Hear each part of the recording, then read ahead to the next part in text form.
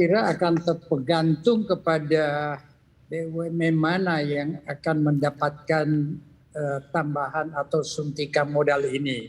Karena kan begini, kalau BUMN itu memang memiliki prospek bisnis yang bagus dan dikelola secara bagus, maka itu memberi harapan untuk bisa menyelamatkan dan bahkan mungkin memberi kontribusi kembali kepada negara dari nantinya dividen.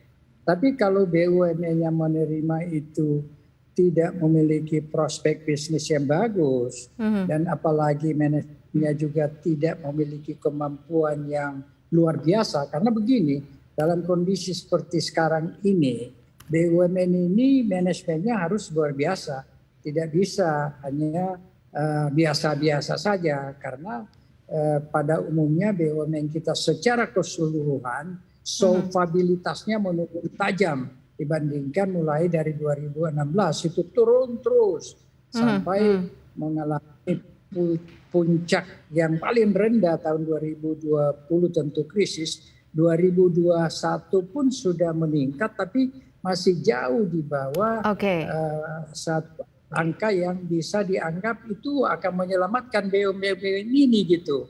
Jadi kemana dana itu akan ditempatkan gitu.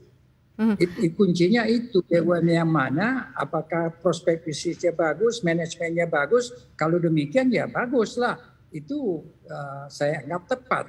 Tapi kalau tidak, itu harus berhati-hati.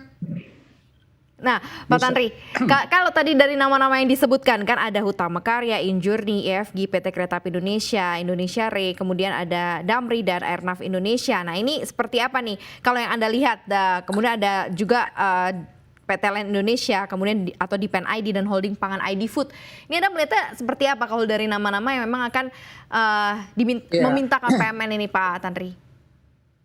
Ya coba ya, mungkin beberapa saya bisa komentari ya. Kalau misalnya Hutama Karya ini kan perusahaan konstruksi. Kalau PNM-nya, penyertaan modal itu ditujukan untuk membangun toll road, infrastruktur misalnya, itu kan jangka panjang sekali.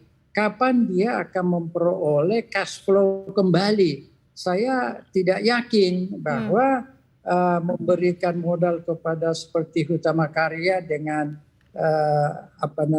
jangka panjang pengembaliannya itu akan dimungkinkan untuk mendapatkan hasil yang sesuai dengan harapan gitu. Karena jalan tol itu kan jangka panjang gitu. Saya khawatir saja itu harus menunggu berapa, 10 tahun, 15 tahun. Itu bisa meleleh modalnya gitu ya.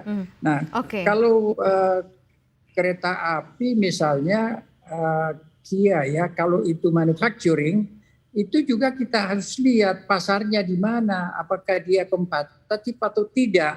Ini semua kan harus didiagnosis dulu baru taruh modalnya di situ. Nah, saya sendiri tidak tahu apa sudah didiagnosis atau tidak.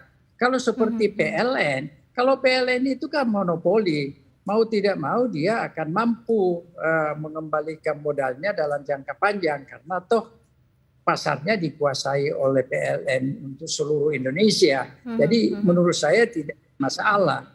Kalau Journey yang itu di sektor pariwisata, menurut saya itu prospeknya cukup bagus. Sisa sekarang apakah manajemennya itu fully kompeten atau tidak untuk bisa mengelola industri pariwisata juga kan sangat kompetitif. Memang prospeknya bagus, tapi dia kompetitif sekali. Jadi ini semua harus kita lihat dari satu persatu secara tajam. Diagnosenya satu persatu BUMN ini kita lihat.